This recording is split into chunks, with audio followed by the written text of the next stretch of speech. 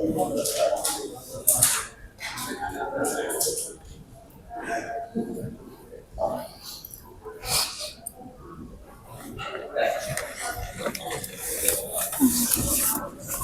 Bang Nadiem bagaimana sore hari ini? Akhirnya ingin mengucapkan alhamdulillah, saya syukur saya kepada Allah.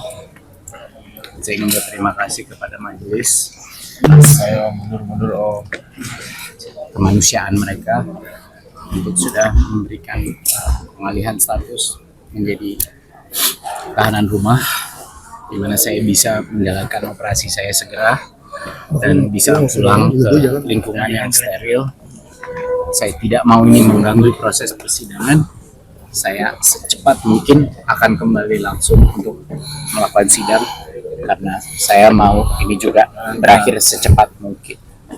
Jadi saya ingin sekali lagi mengucapkan terima kasih pada majelis hakim yang telah menunjukkan sisi kemanusiaan mereka untuk memperbolehkan saya untuk menjalankan operasi medis dan bisa kembali ke lingkungan yang steril dan higienis. Itu saja mungkin dari saya mohon sekali doa seluruh masyarakat. Saya yakin ada titik terang di dalam perjalanan yang gelap ini. Saya yakin Allah tidak akan diam saja. Saya yakin Allah akan di sisi kebenaran. Terima kasih, Pak. Sidang 5 bulan, nonton 1 jam, 2 jam, langsung buat statement. Justru orang-orang luar itulah yang menjadikan sarana bagaimana Pak Nadiem ini memaksakan. Nah, gini, pertama, saya nggak menyebut nama, tapi saya menyesalkan orang-orang yang datang hanya nonton 1 jam, 2 jam. Ini sidang udah 6 bulan, hampir berapa bulan ini sidang? 5 bulan ya? Sidang 5 bulan, nonton 1 jam, 2 jam, langsung buat statement. Jasa, ya kan? Bagaimana dia bisa menganalisis sebuah peristiwa fakta hukum dengan alat bukti? Yang kedua, saya juga baca tentang berita tersebut yang menyebutkan jaksa tidak bisa ini. Harusnya kan orang-orang itu adalah orang-orang pintar. Artinya ini.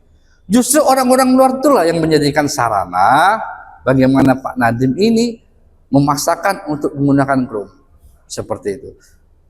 Bagaimana faktanya? Ya kita lihat bukti BPK kan sudah saya tampilkan tadi.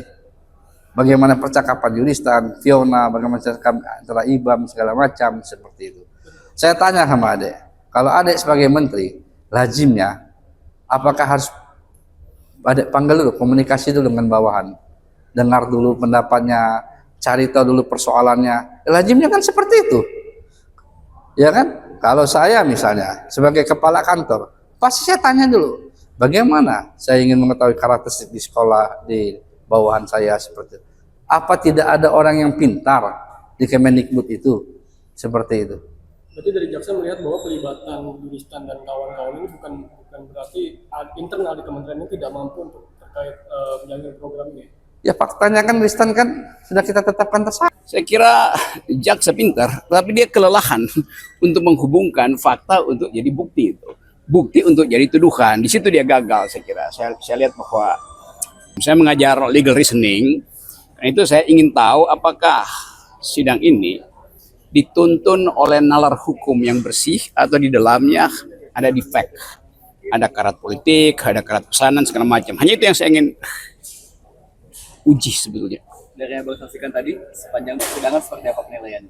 Saya kira jaksa pintar, tapi dia kelelahan untuk menghubungkan fakta untuk jadi bukti itu. Bukti untuk jadi tuduhan. Di situ dia gagal saya kira. Saya lihat bahwa misalnya bagaimana misalnya menghubungkan antara satu kecemasan bahwa saudara Nadiem kok membawa masuk tim khusus. Bukankah itu fungsi dari kementerian? Sebetulnya seorang menteri kalau dia lihat kementeriannya bodoh ya dia bawa yang pintar kan mudah aja. Dan itu bukan kriminal tuh. Jadi jaksa, saya sebut istilah tadi, kelelahan untuk mengubah chattingan di WhatsApp menjadi what's wrong. Nah itu dia gagal-galanya itu ya. Oke. WhatsApp ya WhatsApp, what's wrong itu pembuktian nalar. Nah nalarnya nggak mungkin belum nyampe itu. Kalau saya komentar lebih lanjut nanti saya intervensi sidang. Itu kira-kira. Oke. Salam akal sehat. Ya.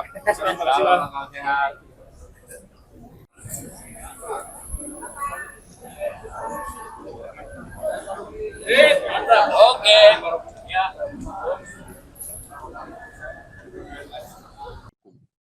Saya rasa saya minta konsistensi. Iya, iya. Ahli juga konsisten dalam Saya kira memberikan jawaban ya, tentang saya kira kita masalah sama-sama kausalitas ini, menyimak. ahli. Ya, Jangan saudara masuk pada ranah yang bukan ranah saudara.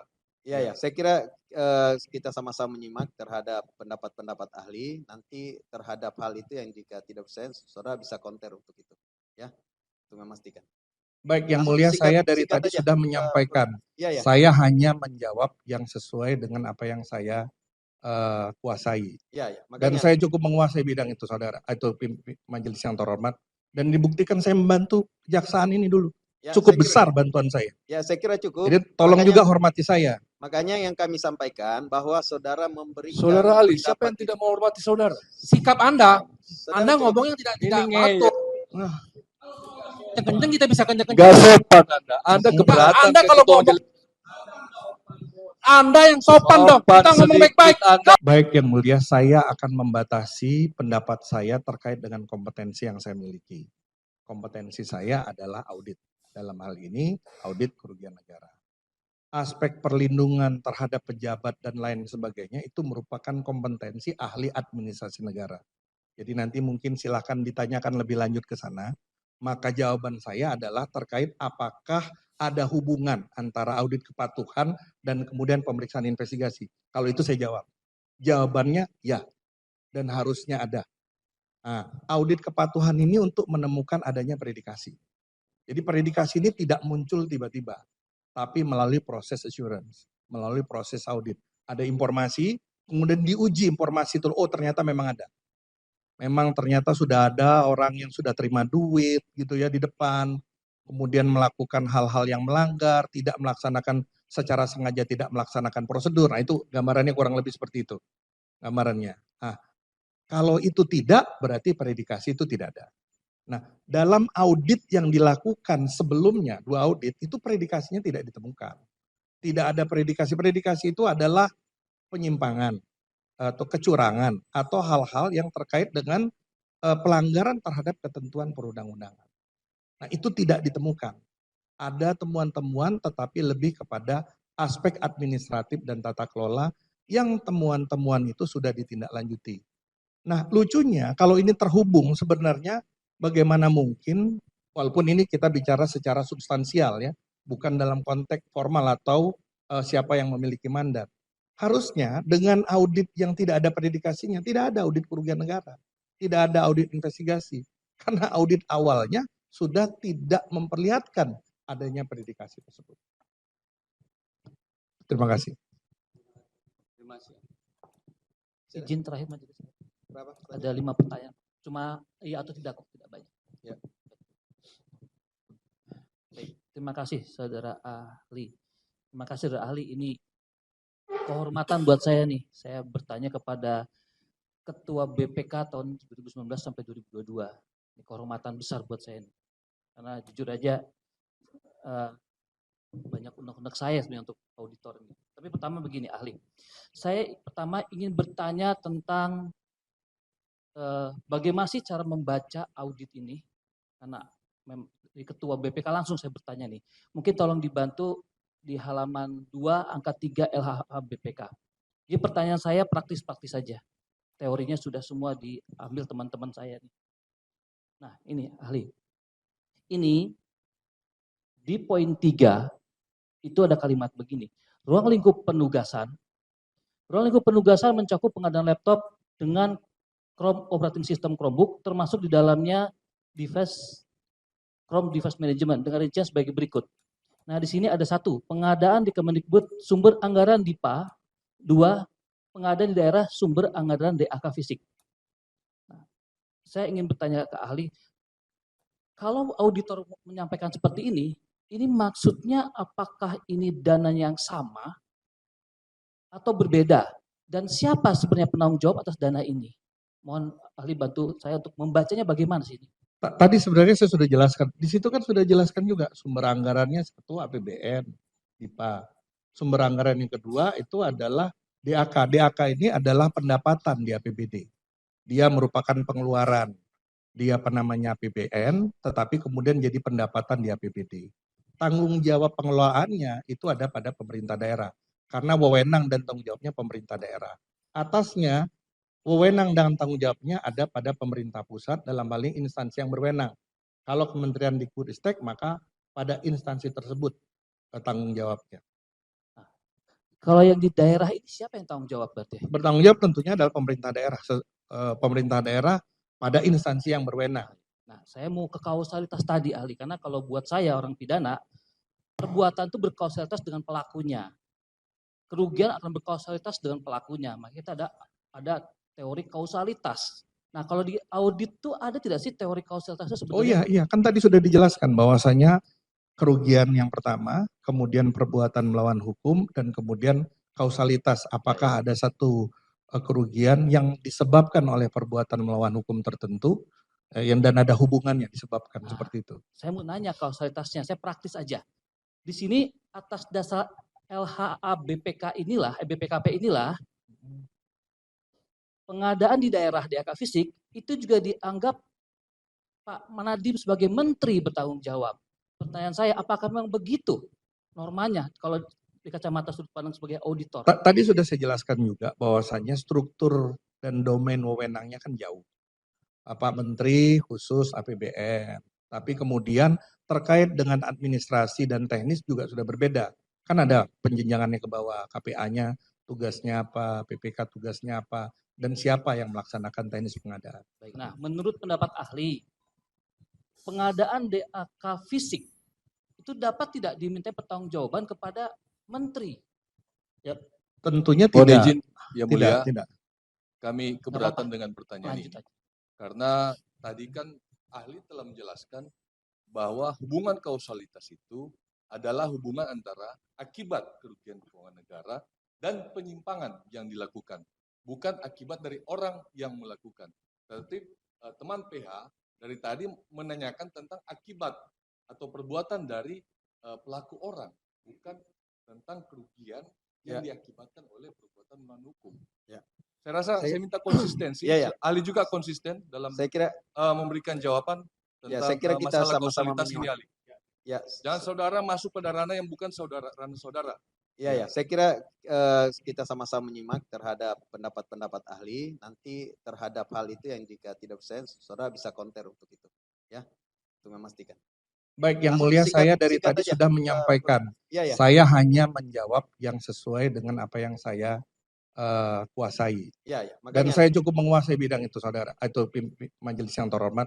Dan dibuktikan saya membantu kejaksaan ini dulu. Cukup besar bantuan saya. Saya kira cukup. Jadi tolong juga hormati saya. Makanya yang kami sampaikan bahwa saudara memberikan. Saudara ahli, siapa yang tidak menghormati saudara? Sikap Anda ngomongnya tidak patut. Kenceng kita bisa kenceng-kenceng. Gak sopan Anda. Anda keberatan. Anda kalau ngomong, Anda yang sopan dong. Kita ngomong baik-baik. Kalau soal kenceng-kenceng kita bisa kenceng-kencengan. Tenang. Sebentar. Anda kayak anak kecil. Kenapa? Sebentar, diam. Penonton diam. Ribut. Kamu kira saya takut sama Baik. Penonton diam. Yang Penonton Mulia. diam. Advokat diam. Ya. Kami sudah orang lagi tanya kali. Anda campur. Diam penonton umum. Ya, kami sudah berikan kesempatan terhadap counter saudara, silakan. Ya, ahli ini cukup terpelajar untuk memberikan keterangan. Ya, jadi silakan. Saya kira cukup, advokat. Ya, cukup. Iya, cukup. Cukup ya, saya bilang cukup. Cukup ya. Oke, advokat cukup ya. Kalau dia mengasihkan kode-kode yang meminta saya tidak akan cukup, Pak. Iya, cukup. Saya sudah ingatkan. Ya. Saudara penuntut umum advokat ya, saya kira ini kita sudah saya cukup ya. Yang memberikan kesempatan, saya ulang-ulang ya, memberikan kesempatan untuk berbicara sini adalah ketua majelis ya. Tugas saya untuk memastikan terhadap pertanyaan-pertanyaan maupun jawaban-jawaban itu bisa diberikan secara bebas ya, sesuai dengan pendapat. Makanya cukup ya. Cukup ya? Baik. Berapa pertanyaan lagi? Biar kita ini. Saya ada 5 majelis sebelumnya. Iya, tadi kan sudah Ya, lanjut. betul. Jadi ini kan saya tadi pertanyaan kedua saya. Ya. Saya tanya karena dokumen ini kan sebenarnya kan dipakai untuk di persidangan ini untuk mendakwa beliau menteri.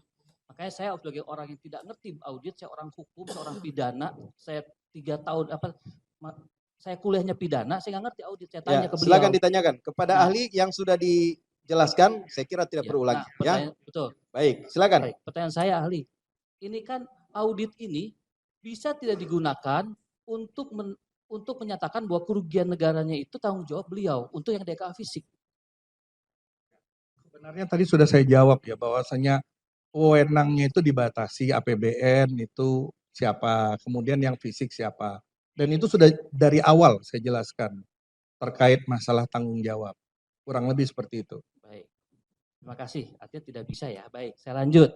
Nah, kenapa saya tanya ahli mohon izin. Ini kita lihat nih. Coba kata sedikit ya. Kata sedikit. Nah, di sini ruang lingkup penugasannya ini jelas ada 2 anggarannya. Di halaman 62, tolong teman-teman ke halaman 62, itu total kerugian negaranya sesuai dengan dakwaan. Sebentar, 62 ya, kita lihat. 62 di atas. Nah, halaman 62. Ya, ini. Nah, ini hasil audit perhitungan kerugian negara. Di sini disebutkan paling bawah itu total kerugian negaranya itu jelas tuh untuk semuanya, untuk DIPA dan DAK fisik totalnya 1,5. Nah, ini diminta pertanggungjawaban kepada Pak Nadiem sebagai menteri. Makanya kenapa saya tanya, boleh nggak yang DAK fisik juga dengan total 1,5 ini diminta pertanggungjawabannya kepada menteri dari kacamata ahli sebagai yang juga pernah jadi ketua BPK. Jadi jawaban saya tadi kan jelas bahwasanya saya menilai syarat-syarat apa yang dibutuhkan untuk menilai satu LHA atau LHP kerugian negara. Kemudian apakah ada kerugian negara, apakah ada perbuatan melawan hukum, apakah ada kausalitas. Di awal sudah saya jelaskan. Dan di awal saya sudah menyampaikan bahwasanya dengan apa yang sudah disajikan ini, LHK ini tidak memperlihatkan gagal membuktikan adanya kerugian negara. Seperti itu. Soal hukumnya itu adalah wilayah saudara. Baik. Wilayah saya seperti itu auditnya. Menurut saya dari segi audit itu seperti itu. Baik. Lanjut begitu. Baik. Saya lanjut, ahli. Kemudian yang kedua, oh ya pasti saya akan begitu dong. Karena kan tugas saya menunjukkan benar material apakah Nadiem sebagai menteri bisa dipertanggungjawabkan untuk pengadaan DAK fisik yang bukan wilayahnya dia. Itu dong Pak Jaksa. Tenang aja. Kita tenang aja. Kita cooling down aja. Kita santai aja. Saya ya. kira, ya Kita ini kenapa aja. ngulang lagi? Silakan ini. Ya, saya kira kita baik, sama-sama jaga sikap ya. Iya, Untuk umum. betul. Tenang Silakan. aja. Kalau advokat bertanya kita jaga sikap ya. Biar tidak mengganggu yang lain. Jadi kita cooling down aja, santai Silakan aja. lanjut. Saya lanjut. Ahli, kembali ke halaman 3 tadi. Mohon ke halaman 2 tadi angka 3. Teman-teman, ke halaman 2 angka 3 teman-teman. Nah, saya ingin bantuan pendapat ahli dalam membaca hal ini. Di sini di halaman 2 tadi, di angka 3 itu ada, mohon izin ahli karena saya bukan audit, jadi saya harus menanyakan kepada ahli biar saya tidak salah menafsirkan. Ya, ini di sini dikatakan bahwa ruang lingkup penugasan mencakup pengadaan laptop dengan Chromebook, Chrome operating system Chromebook, termasuk di dalamnya Chrome device management. Nah, kalau dari pernyataan ini, yang dimaksud oleh auditor itu perhitungannya sudah termasuk dengan harga CDM di dalamnya atau belum? Kalau dari pernyataan itu sudah barang itu sudah termasuk CDM-nya. Sudah termasuk CDM-nya. Nah, kembali lagi jika dikaitkan dengan halaman 62 tadi yang kerugian negara 1,5, berarti itu sudah termasuk CDM juga di dalamnya, begitu? Iya. Betul ya, baik. Itu yang ingin saya penjelasan.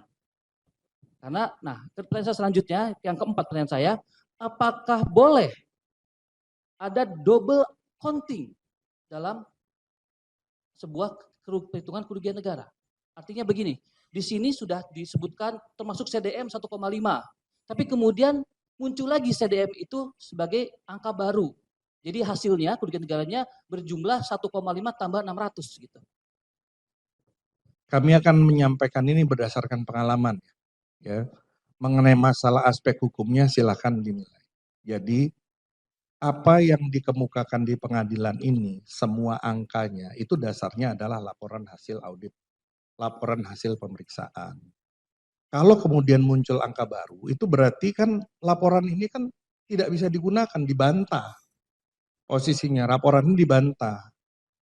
Tuh, kalau itu digunakan, ya pakai. Nah sekarang tugas saya adalah menilai laporannya kan. Laporannya kurang seperti apa prosedurnya, metodenya, syarat-syaratnya, kemudian kurang lebih seperti itu. Terima kasih. Dibantah.